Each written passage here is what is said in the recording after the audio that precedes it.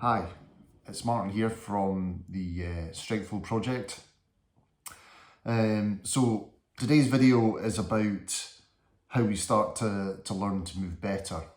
I've been a personal trainer for 5-6 years, and over that time I've helped lots of people achieve their health, fitness, body recomposition goals, whatever it may be that they're particularly interested in doing. But what I've realised over time is that where my passion lies, or my genuine interest lies within this realm, is helping people to move better, whatever that means for them. Now, I know it doesn't sound as sexy as get a six-pack in 6 weeks, or getting shredded, or any of those other things. But I would argue that our ability to move better is fundamentally more important to us in terms of our physical abilities and health and fitness. And it's got an important mental factor to it as well, because what I find is that if we can start to move better, then we start to remove some of those limitations that we create for ourselves, consciously or subconsciously, about what we are capable of doing. And that's quite a powerful thing for us mentally. And I would also say that if getting shredded, getting jacked, and having a six-pack and all these things are important objectives to you, then improving our ability to move at a foundational level is actually going to make those kind of things easier to achieve. So if we're speaking about foundations, there are certain foundational things that we need to improve our overall ability to move. And those three things are stability, the ability to brace our core, which in turn protects our spine during movement. 2, mobility, the ability to move our joints and our limbs through a good range of motion with control. And finally, 3, improve our strength, that is our ability to exert force. So those are the 3 things that the Strength Flow program really focuses on: stability, mobility, and strength. One of the things that I wanted to really help with is if you go on and do a Google search on YouTube, whatever, for movement training, what you're going to get is you're going to get a lot of really fantastic, programs and individuals like Ido Portal, Animal Flow,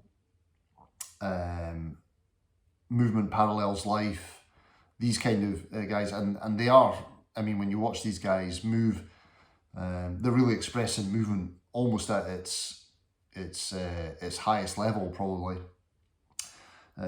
But my issue with that is that the barrier to entry is quite high.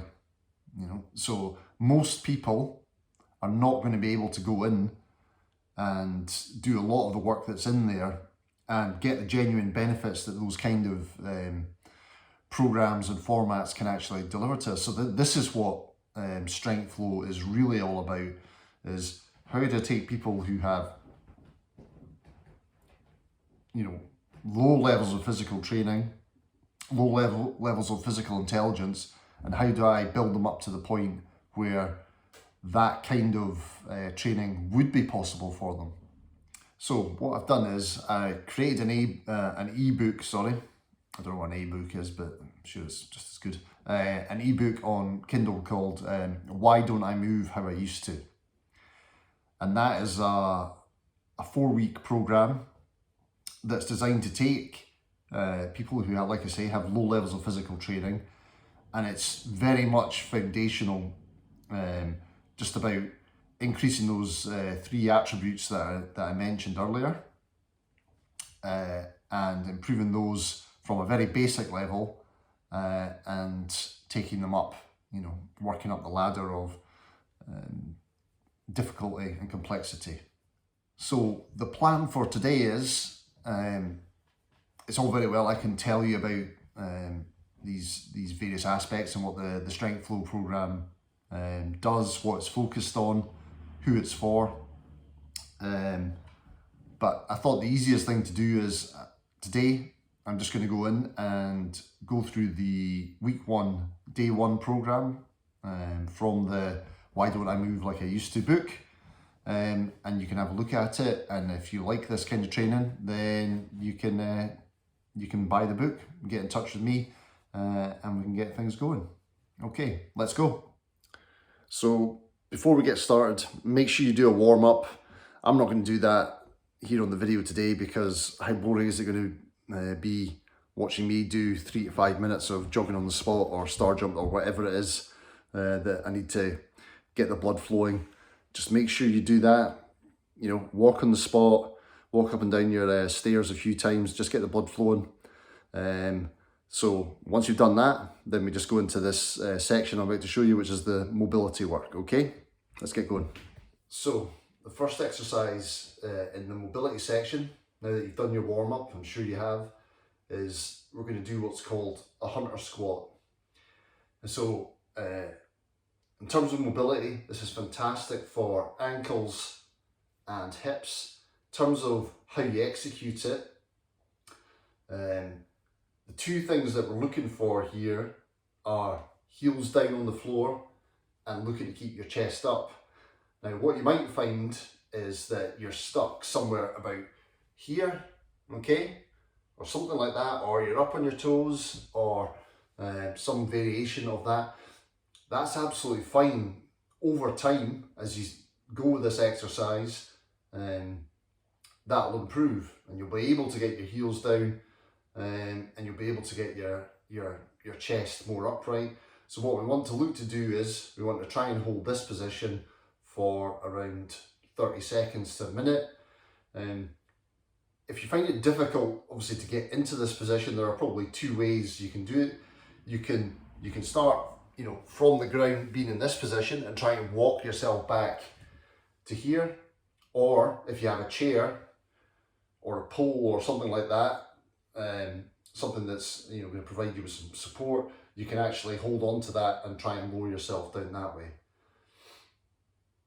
Okay, so all we're trying to do here is create that little bit of space in the hips and get the ankles moving a bit. So the next movement that we're going to do is called a T-spine rotation, and this is for improving mobility in the upper back, mid upper back, okay? And this is actually really important when it comes to movements like walking or running, because as we do that, naturally our shoulders want to move forward and back as we step forward. And the easier that we can do that, the more efficiently we can do those things. Okay, so hands and knees, hands under shoulders, knees under hips, trying to create a nice level back. Okay, and then what we do is take my hand to my temple and then slowly and controlled rotate through and come round as far as I can. And we're going to look to do 5 each side.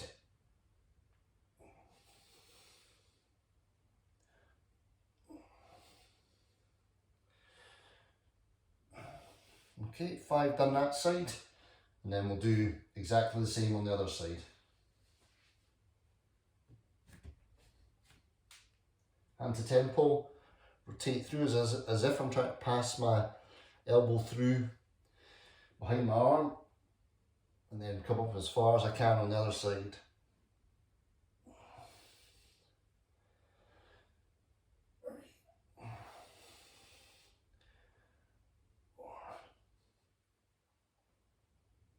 And 5. Okay, so next movement that we're going to go into is a kneeling hip stretch. And this is a great one sort of counteract the amount of sitting down that we tend to do on a daily basis, be that, you know, in the office or in the car. Okay, so this kind of stretch can be really beneficial for offsetting some of the effects of sitting around for large periods of the day. Okay, so kneeling hip stretch, and we're going to do 30 seconds each side. So one knee forward, and then basically what I'm going to do is going to let my weight come forward till I feel a stretch at the top of the hip of the leg that's back. So you won't be able to see that from that side, but I'll hold this for another 20 seconds or so. So compared to the other two, this is the two previous mobility movements we did. This is more of a passive stretch, but that's fine. That has its place in mobility work as well. Okay, good. And then swap over to the other side. So get myself nice and lined up first, and then allow my weight to come forward till I feel that stretch at the top of that leg there into the hip flexor, and then we hold that for 30 seconds.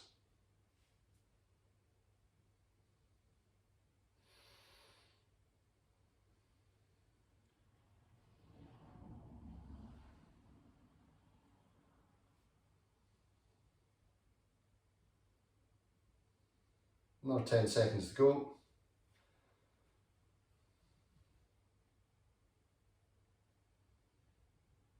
And that'll do us. Okay, so that's our the mobility section done. What we're now going to go into is we're going to go into the strength section. Okay, and the thing with strength is, for most people, you don't need gyms, you don't need fancy programs, you don't need lots of equipment. All we just need our body weight applied to the appropriate level of intensity for whatever that is for us. And we'll get huge amounts of benefits from it. Okay, so we're going to start with squats. So let's go. Okay, so when we're going to do a squat, then everybody's going to be slightly different, but you're usually going to want your feet at least shoulder width apart. You might want them turned out. Some people like them quite far turned out. Some people like them pointing almost straight forward. The key with this is there's not really a right or wrong. There's what's comfortable for you is really the key. Is the key to this. Okay. So we're going to do 10 squats. Rest 45 seconds. 10 squats. Okay. So I'm going to go sideways on for the first one. Okay. Just find my my comfortable place. You can do whatever you want with your arms. I quite often like to lift my arms out in front of me. I just find it counterbalances me a little bit better. Okay, and then from there, 1, 2, 3, 4, 5, 6, 7,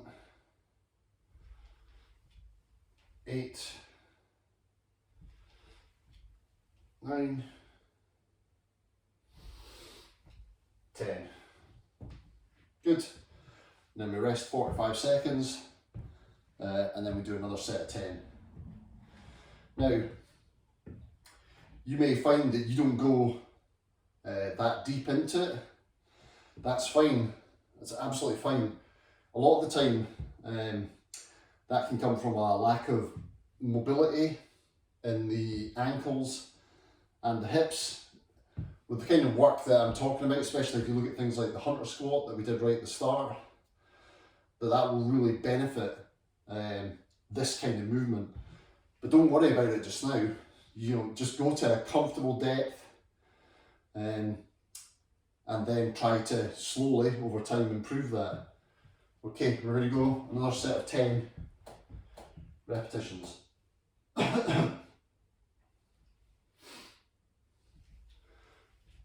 1, 2, 3, 4, 5, 6, 7, 8, 9, 10. Good. How did you find that? Was that challenging for you? Obviously, what you want to do is, if you can't do 10, do 5. Just find a number that you can do, and then you start with that. So if you did 5 this time, next time you'll do 6. If 10 was easy, then look to do 15 the next time, that sort of thing. So the next exercise we're going to look at is we're going to look at the push-up, okay? So we're looking to build that strength across our chest, shoulders, and in our arms. So if you can't do full push-ups, we can do push-ups from the knees, which is why I've got the pillow down here to prep my little knees. So one of the things I see quite a lot is, and this is okay, right? If this is how you need to start, is from here with your hips quite high and then lowering yourself down in that position. That's absolutely fine. If that's all you can do at the moment, then that's what you can do. But over time, what we want to do is we want to move our knees back, hips to come forward, okay? And then do our push-ups in that position. In terms of where we want our hands, you're usually going to want your hands outside your shoulder width, okay? You might have to experiment a little bit to find what that is comfortably for you, and then from there we're going to do 2 sets of 5, okay? So first set of 5,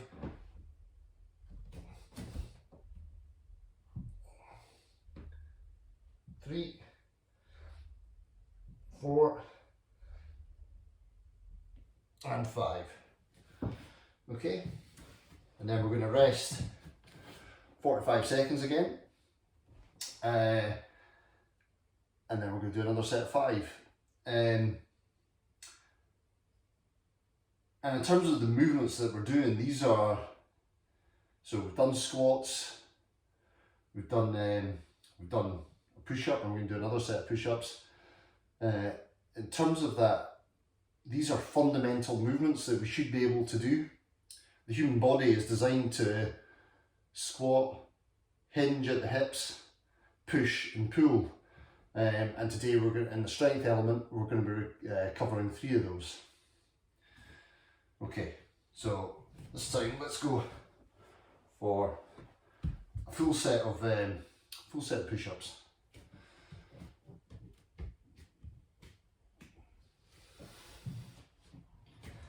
Get myself nice and tight.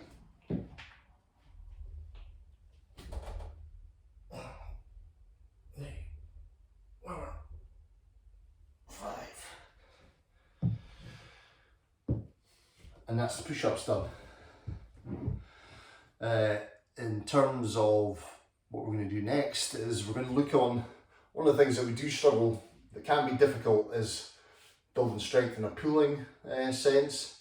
If we don't have any equipment, I'm going to show you an exercise that we can do that helps certainly to build some strength or some muscle activation at the very least to those areas in our upper back, okay? And what we're going to be doing is called a prone T raise. In a prone T raise, I'm going to be lying flat on my front. I've got my arms are out directly 90 degrees from my shoulders, so I'm creating a T shape on the floor, and then all I'm going to look to do is I'm going to lift and hold my arms off the floor for 10 seconds, okay? So from here, 1, 2, 3, 4, 6, 7, 8, 9, 10. Okay, quick rest.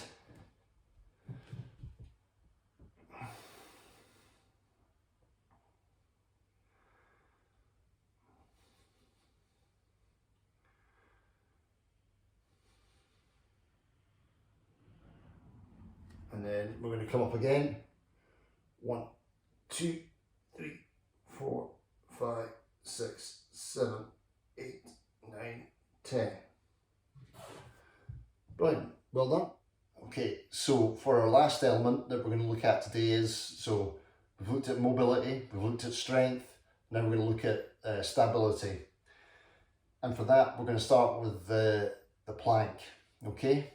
And the reason that we're going to select the plank is because the way that the core is designed to work, is this corset that wraps around the spine, and that it can contract and protect the spine when we are moving our body in other ways. Now the plank helps replicate that bracing of the core, so that's why we're going to practice it. So we're going to do it twice for 20 seconds. I'm going to show you the easier version first. So again, that is plank from the knees. You can also, there's two ways of doing this. You can do this down on your elbows. You can do it on your arms in that position, whatever you prefer, okay? But either way, your hands or your elbows are directly under your shoulders, okay? So not out in front of you.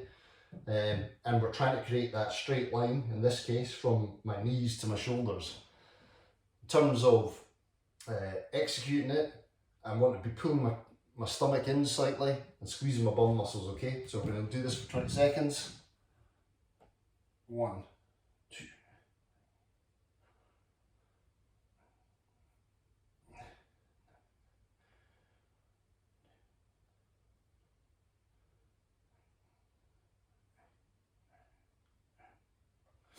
Okay, then we're going to rest for 30 seconds and then we're going to do that one more time.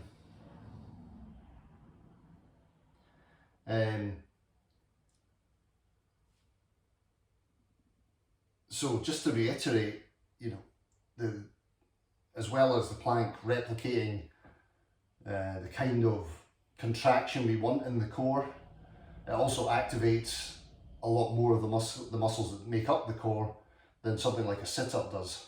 So we're getting a bit more bang for our buck, okay? Right, so let's go into the last one. I'll do a full one this time. Let's take the cushion out of there. Hips slightly down. Nice and tight through the legs.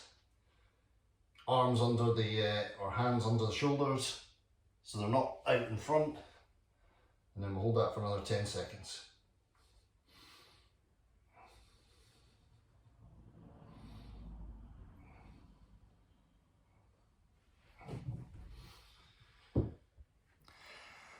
And so that's it. That was the week 1, day 1 strength flow workout from the book Why Don't I Move Like I Used To.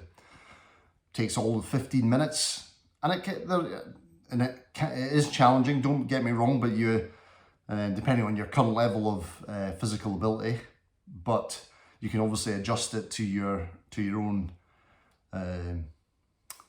levels.